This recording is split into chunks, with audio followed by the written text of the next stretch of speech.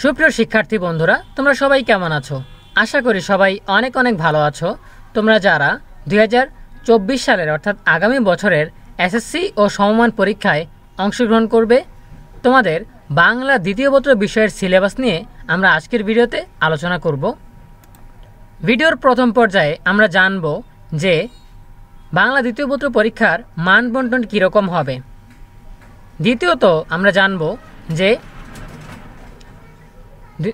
দ্বিতীয় পত্রের অর্থাৎ বাংলা দ্বিতীয় পত্র বিষয়টির সিলেবাস কি বা কতটুকু পড়তে হবে। তৃতীয় ধাপে আমরা আলোচনা করব যে এসএসসি 2024-এর জন্য বাংলা দ্বিতীয় পত্র বিষয়ের প্রস্তুতি কিভাবে নেওয়া যায় সে বিষয়ের গাইডলাইন।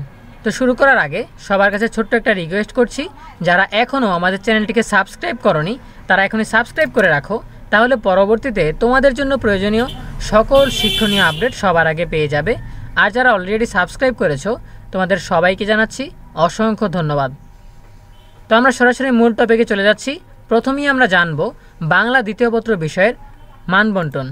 তো এসএসসি 2024 বাংলা দ্বিতীয় পত্র মান বণ্টন, প্রথমেই যেটা রয়েছে সেটা হচ্ছে ব্যাকরণ অংশ। ব্যাকরণ অংশ থেকে কোনো তত্ত্বীয় প্রশ্ন থাকবে না, সবগুলো নৈর্ভিত্তিক প্রশ্ন হবে। 30টা নৈর্ভিত্তিক প্রশ্ন দেওয়া থাকবে, 30টা নৈর্ভিত্তিক প্রশ্নের উত্তর দিতে হবে। প্রত্যেকটা নৈর্ভিত্তিক প্রশ্নের জন্য 1 নম্বর, অর্থাৎ 30টা নৈর্ভিত্তিকের উত্তর দিয়ে তুমি পাবে 30 নম্বর। এই হচ্ছে ব্যাকরণ অংশের মান বণ্টন। এবার আমরা চলে যাচ্ছি নির্মিত অংশের মান বণ্টনে। নির্মিত অংশে মোট 70 নম্বরের পরীক্ষা হবে, সবগুলো প্রশ্নই তত্ত্বীয়। একটা অনুচ্ছেদ লিখতে হবে 10 নম্বর, একটা পত্র বা দরখাস্ত লিখতে হবে 10 নম্বর, একটা সারাংশ বা সারমর্ম লিখতে হবে 10 নম্বর, একটা ভাব সম্প্রসারণ লিখতে হবে 10 নম্বর, একটা প্রতিবেদন লিখতে হবে 10 নম্বর এবং সবশেষে একটা রচনা লিখতে হবে 20 নম্বর। এই 70 নম্বরের পরীক্ষা হবে তত্ত্বীয়, সেটা হচ্ছে নির্মিত অংশের জন্য। তো আমরা যদি একটা নমুনা প্রশ্ন দেখি তাহলে যেটা দেখাবো, তোমাদেরকে দেখাচ্ছি 2020 সালের এসএসসি পরীক্ষার বাংলা দ্বিতীয় পত্রের প্রশ্ন। কারণ 2021, 22, 23 এই 3টা সালে যেই পরীক্ষা হয়েছে সেগুলোর মান বণ্টন তোমাদের সাথে মিলবে না।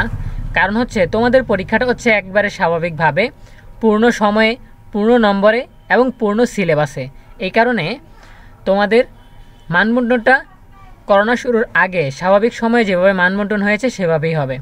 তো সেই জন্য আমরা 2020 সালের প্রশ্ন দেখাচ্ছি। তো এখানে দেখতে পাচ্ছ সময় 30 মিনিট, পূর্ণ নম্বর 30। এখানে নৈর্ভিত্তিক অভিক্ষা 30টি নৈর্ভিত্তিক দেওয়া আছে, এখান থেকে তোমাকে 30টা নৈর্ভিত্তিকেরই উত্তর দিতে হবে। দেখতে পাচ্ছ 30টা দেওয়া আছে। এবার আমরা দেখব যে বাংলা দ্বিতীয় পত্রের নির্মিত অংশের বা তত্ত্বীয় অংশের প্রশ্ন। তো এখানে আমরা দেখেছিলাম যে প্রথমে থাকবে একটি অনুচ্ছেদ। তো এখানে দেখতে পাচ্ছি যে 2টা অনুচ্ছেদ দেওয়া আছে, যে কোনো একটি অনুচ্ছেদের উত্তর লিখতে হবে। তারপর দ্বিতীয় নঙে আমরা দেখেছি যে পত্র থাকবে একটি, দরখাস্ত থাকবে একটি, যে কোনো একটির উত্তর দিতে হবে। তো আমরা এখানে দেখতে পাচ্ছি একটি পত্র দেওয়া আছে, আরেকটি আবেদনপত্র অর্থাৎ দরখাস্ত দেওয়া আছে, যে কোনো একটির উত্তর লিখলেই হয়ে যাবে, ক অথবা খ। তারপর আমরা দেখতে পাচ্ছি 3 নঙে সারাংশ এবং সারমর্ম রয়েছে। আমরা এখানে লিখেছিলাম যে সারাংশ বা সারমর্ম, তো দুটোই দেওয়া থাকবে, একটা সারাংশ দেওয়া থাকবে, একটা সারমর্ম দেওয়া থাকবে, যে কোনো একটা লিখতে হবে, ক অথবা খ। এরপর যদি আমরা দেখি যে 4 নঙে কী রয়েছে, 4 নঙে আমরা বলেছিলাম যে ভাব সম্প্রসারণ। তো এখানে দেখতে পাচ্ছি যে 2টা ভাব সম্প্রসারণ রয়েছে, ক খ, যে কোনো একটার উত্তর দিলেই হয়ে যাবে। এরপর রয়েছে 5 নং। তো 5 নঙে আমরা দেখেছিলাম যে প্রতিবেদন রচনা। তো এখানে দেখতে পাচ্ছি যে 5 নঙে 2টা প্রতিবেদন রচনা দেয়া আছে, যে কোনো একটার উত্তর দিলেই হবে, ক অথবা খ। তারপর একেবারে শেষের দিকে 6 নঙে আমরা দেখছিলাম যে রচনা। তো এখানে দেখা যাচ্ছে যে 6 নঙে 3টা রচনা দেয়া আছে, যে কোনো একটা রচনার উত্তর দিলেই হয়ে যাবে। ঠিক আছে, তো এই ছিল তোমাদের মান বণ্টন এবং নমুনা প্রশ্ন। ঠিক আছে, তো এই ফাঁকে তোমাদেরকে বলে রাখি, তোমরা যদি বোর্ডের প্রশ্নগুলো সলভ করতে চাও তাহলে 21, 22, 23 এই বোর্ডগুলো সলভ করার দরকার নেই। 20, 19, 18 এইসব বোর্ডগুলো সলভ করতে হবে, কারণ ওই সব সময়েই পূর্ণ সময়ে, পূর্ণ নম্বরে এবং পূর্ণ সিলেবাসে পরীক্ষা হয়েছিল। সেই জন্য তোমাদেরকে ওই সালগুলো ফলো করতে হবে। ঠিক আছে, এখন আসি সিলেবাসে। তো সিলেবাসে প্রথমে যেটা নিয়ে আলোচনা করব সেটা হচ্ছে ব্যাকরণ। ব্যাকরণের 30টা নৈর্ব্যক্তিকের উত্তর দেওয়ার জন্য তোমাদেরকে ব্যাকরণে ভালোভাবে প্রস্তুতি নিতে হবে। তো ব্যাকরণের প্রস্তুতি স্বরূপ তোমাদের যেহেতু সম্পূর্ণ সিলেবাস, এই জন্য ব্যাকরণ অংশে যে অধ্যায়গুলো রয়েছে প্রত্যেকটা অধ্যায় তোমাদেরকে ভালোভাবে পড়তে হবে। যেই উদাহরণগুলো দেওয়া আছে সেই উদাহরণগুলি ভালোভাবে লক্ষ্য করতে হবে। তো ব্যাকরণে কি কি রয়েছে তোমাদের?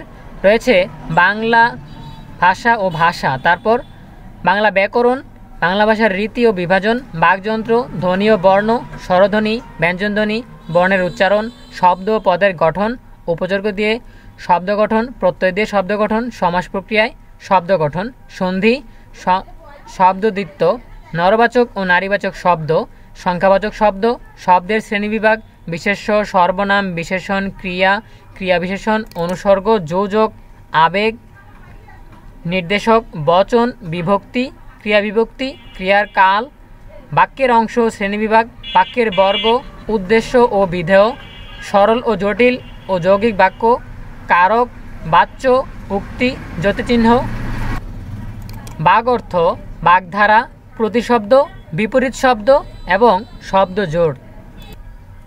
এই গেল ব্যাকরণ অংশের সিলেবাস। ব্যাকরণ অংশের জন্য তোমাদেরকে বইয়ে যতগুলো ব্যাকরণের পাঠ রয়েছে বা পরিচ্ছেদ রয়েছে সবগুলোই ভালোভাবে পড়তে হবে এবং চর্চা করতে হবে, ঠিক আছে?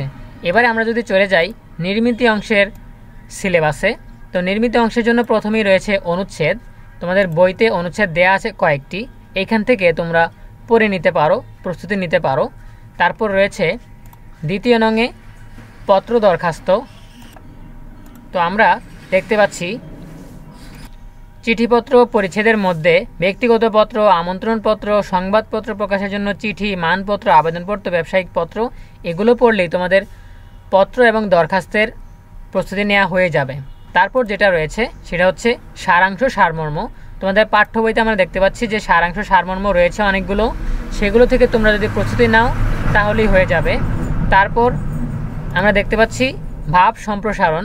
তোমাদের পাঠ্য বইতে কিছু ভাব সম্প্রসারণ রয়েছে, এখানে পরিচ্ছেদ 46 আমরা দেখতে পাচ্ছি, এখান থেকে তোমরা পড়ে প্রস্তুতি নিতে পারবে। তারপর যেটা রয়েছে সেটা হচ্ছে প্রতিবেদন। তো আমরা তোমাদের পাঠ্য বইতে দেখতে পাচ্ছি যে সংবাদপত্র প্রতিবেদন নামে একটা পরিচ্ছেদ রয়েছে, এখানে অনেকগুলো প্রতিবেদন দেখানো হয়েছে, এখান থেকে প্রস্তুতি নিলেই তোমাদের হয়ে যাবে। তারপর যেটা দেখতে পাচ্ছি সবশেষে রয়েছে রচনা। তো রচনাও তোমাদের বইতে, পাঠ্য বইতে অনেকগুলো দেয়া আছে, এগুলো পড়লেই তোমাদের জন্য হয়ে যাবে।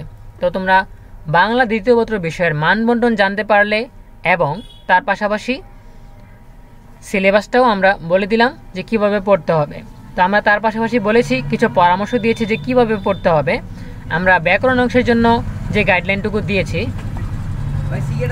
সেটা হচ্ছে প্রত্যেকটা পরিচ্ছেদ ভালোভাবে পড়তে হবে এবং এখানে যে উদাহরণগুলো দেওয়া আছে সেখান থেকে অনেক সময় প্রশ্ন আসে, তো এগুলোও ভালোভাবে পড়তে হবে। এগুলো ভালোভাবে পড়লেই তোমাদের নৈর্ব্যক্তিকের জন্য প্রস্তুতি হয়ে যাবে। এরপর নির্মিতি অংশে তোমাদের পাঠ্য বইতে যেই পরিচ্ছেদগুলো দেয়া আছে, যেই অনুচ্ছেদ, যেই প্রবন্ধ, যেই চিঠিপত্র, যেই ভাব সম্প্রসারণ, অর্থাৎ প্রত্যেকটা বিষয়ের জন্য যেগুলো দেয়া আছে এগুলো পড়লেই তোমাদের প্রস্তুতি হয়ে যাবে, এখান থেকেই তোমাদের পরীক্ষার প্রশ্ন আসবে। তো এই ছিল তোমাদের জন্য বাংলা দ্বিতীয় পত্র বিষয়ের আলোচনা। দেখা হবে পরবর্তী বিষয়ভিত্তিক পরামর্শ ভিডিওতে। ভালো থাকো সবাই, সকলের জন্য রইল অনেক অনেক শুভকামনা। এতক্ষণ ধরে সাথে থাকার জন্য সবাইকে অসংখ্য ধন্যবাদ। আমি চাই তোমরা পরীক্ষা আসার আগে আগেই ভালোভাবে প্রস্তুতি নাও, সেই কামনা করে বিদায় নিচ্ছি আজকের মতো। আল্লাহ হাফেজ।